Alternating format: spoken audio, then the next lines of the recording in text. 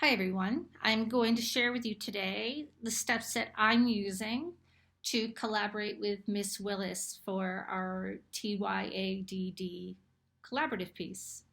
So Miss Willis made two videos. The first one, she's moving and interacting with a door. That idea of I want to stay, I want to go, I can't go. It's a really beautiful piece and a lot of movement and gesture. The second video she created was a movement and gestural piece again, but she's battling what looks like a string to me, but it's a headset with its cord. And she's moving, and she's fighting and battling and back and forth. So those are the two videos that I'm working off of. She did have a third one where she took her hand and pushed it through paper. Um, so that was, I just remembered the third one. And then she had a text piece that I'm going to share with you right now. Now, what I'm going to do when I'm sharing it with you, I have a pad of paper here, and I'm going to write notes. I'm going to write key things that stand out, key words or phrases. The evolution of communication. A list. Body language, gesture, sounds. The evolution of language, spoken words. In-person conversations having walked miles. Handwritten letters, penned in quill and ink delivered by the postman. Click, click, click of the typewriter. Parties on the party line, a phone call that anyone could intercept. A private phone call on a rotary phone having carefully spun the wheel. The advent of the internet, the e-mail, finger-pecked on a strange machine. Cell phones so large they need a suitcase in the trunk of your car. AOL Instant Messenger, you've got mail. Handheld personal phones, just for calling. A text message, quick, lol.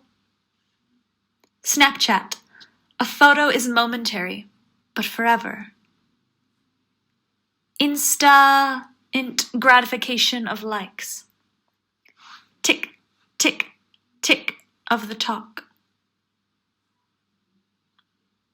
From intentional conversation with one to impersonal conversation of nothing with the masses. Okay. So I'm writing on my notes.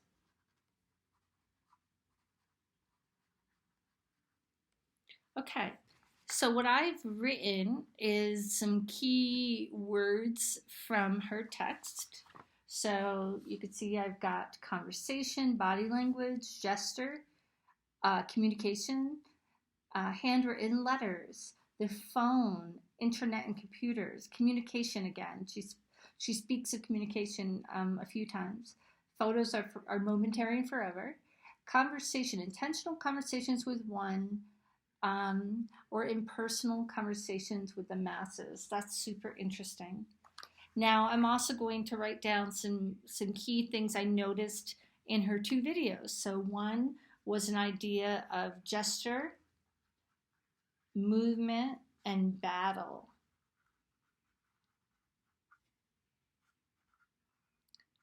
Right? And I talked about that with both the door and the idea of the headphones. Even when she was reaching through the paper, pushing through the paper, there was that idea of gesture, movement, fighting something, trying to get into something through something.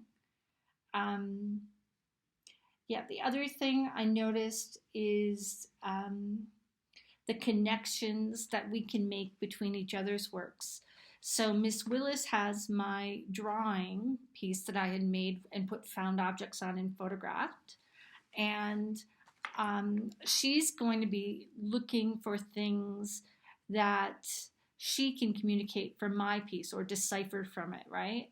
So I'm thinking, what are some connectors that we've got between our two pieces? And the one thing definitely is that we're in lockdown. So I think when I create my piece, I want to think about both of our works, all of her pieces, and bits out of my pieces that we can connect with. So I definitely want some kind of sign of the lockdown. So I'm going to use the mask that I have on my person's face. And while Miss Willis doesn't wear a mask in hers, it's definitely still a symbol of the lockdown, as is the door, as is the idea of the gesture in the battle. So the mask I'm going to definitely try to incorporate. Um, in her piece where she has the wire or the string, it's her headset, like I said, the cord. You see in my piece, I have cords and fabrics coming into the picture and lines. So we both have that. So I want to make sure I put down the idea of the cords or lines because that is collaborative between the two of us, something we both are repeating in our work. Um, so yeah, so what I've done and what I would ask you to do when your partner or partners share their work with you is to write a list, okay? Everything you can think of while you're watching their videos, while you're hearing their spoken word or reading their text. Miss Willis and I have also chosen a piece of music together, and we'll be sharing that with you next week. But for now, I have enough to start my piece. Now the question is, what kind of piece am I going to create? It can be another drawing. I could create a storyboard, some still drawings, like 3 or 4 or 5. I could also create a short animation.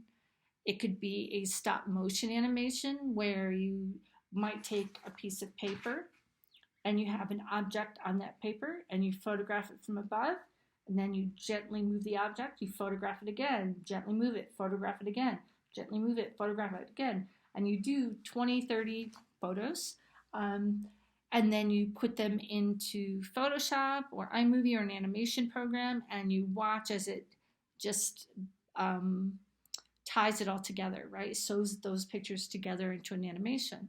So that's one way of doing an animation. You could do an animation with your drawings. The idea is that you're creating a piece in response to your partners, right? And you will have more than one partner. So what does that response look like? But also when you have that conversation with the other person, they should be sharing with you the same thing I just said, that there are some things that are repeating between your pieces, yours and theirs, and how can then them reappear in the final work. Okay, so I'm going to be thinking of William Kendrich. I really love Kendrich, how he has spoken word, but in the background he might have animation. So that's the direction that I'm going to go.